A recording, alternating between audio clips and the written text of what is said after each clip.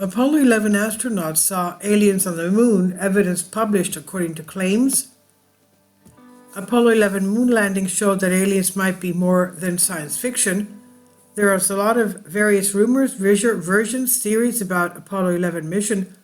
So some people believe that the Americans have never landed on the surface of the moon, and all photos and videos are fake. Others believe that the Apollo 11 astronauts actually did visit the moon, but ufologists say that the Americans found evidence of extraterrestrial civilizations on the moon and observed UFOs, but decided not to disclose this information to the public. NASA officials either denied any information about UFOs on the moon or simply refused to comment on such statements, but evidence has recently been published that Apollo 11 astronauts had witnessed a mysterious phenomenon while their trip to the moon. And it took 7 years to digitize old files, and now they are available here in the link. The published data has already been analyzed by a lot of people who learned about a certain object flying over the Apollo 11 spacecraft, so maybe there really is an alien base on the moon and people were simply forbidden to research our satellite. In the audio files, one can feel the alarm of the astronauts when they talked about a radiant object that had an oblong shape. The speed of the unidentified object was very significant, and the object itself left the orbit of the moon, which can be understood from these records. Why did the Americans hesitate to talk about it? It's worth noting that these records are official, and astronauts reported everything they saw to the Houston Center staff, as ufologists had already said, but then these documents were not on the site. If you listen to the fourth audio file, it talks about the approach of an unidentified object to the spaceship, and the astronauts asked for advice on how to behave in that situation. Then it says the object flew off at tremendous speed. Neil Armstrong was one of the 3 astronauts in the Apollo 11 mission, and after a while he began to talk about the facts that there may be aliens and alien bases on the moon.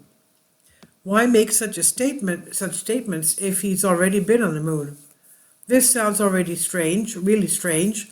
Even after a huge amount of time, it's not clear enough what exactly astronauts managed to see on our satellite, our moon. According to the report shared by Gaia, there's a transcript between Aldrin and Armstrong where the two had witnessed extraterrestrial activities on moon during the Apollo 11 mission. Apollo 11. Those are giant ships. No. This is not an optical illusion. No one is going to believe this. NASA. What? What the hell is happening? What's wrong with you? Apollo 11. They're here under the surface. Apart from this, what former NASA astronaut Franklin Story Musgrave said about his experience in space would shock anyone. He claimed to have seen an 8-foot-long snake, white in color, floating through space. It is hard to explain how a snake could reach space, but Musgrave has never denied it. NASA has been exploring space for a long time, and there are chances that they have found a sign of aliens but hiding it from the public. And there are some NASA legends such as Gordon Cooper, Edgar Mitchell, and Story Musgrave who are firm believers of UFOs. NASA conspirators have full assurance that the U.S. Space Agency has been covering the evidence of UFOs since the first Apollo mission. Donna Hare claimed to have worked for NASA contractor Philco Ford in the early 1970s. She had a high security clearance to walk in NASA Photolab and other departments. During the Disclosure Project press conference, Hare revealed that NASA covered up and eliminated space anomalies such as UFOs from satellite photos. Hare has gotten several awards in the space programs. She dedicated most of her time as a technical illustrator to space programs, and she created lunar maps, landing slides, and had been working 15 years as a subcontractor for NASA. She claimed to have access to a place known as Building 8, from where she made contacts with high-ranking officials. Once she walked into a restricted area which was NASA's Photolab. She noticed the lab had photographs, mosaic of the moon, taken from satellites. She was with a friend who pointed at one of the photographs and surprisingly she saw a round white dot. I said to him, "What is that? Is that a dot on the emulsion?" Then he grinned and he says, "Dots on the emulsion don't leave shadows on the ground. There was a round shadow at the correct angle." I looked at him and I was pretty startled because I worked out there several years and never seen anything like this, never heard of anything like this. And I said, "This is a UFO." And he smiled at me and he said, "I can't tell you," Harris said. She knew that what he meant he could not tell her. He said that the work was to airbrush them before putting into the public domain. According to her, NASA has a protocol to alter the satellite images, and workers who were assigned to this program were put in quarantine. She was told by one of the sources that during one of the moon landings, 3 UFOs had landed. Subsequently, there was a code word Santa Claus for these crafts.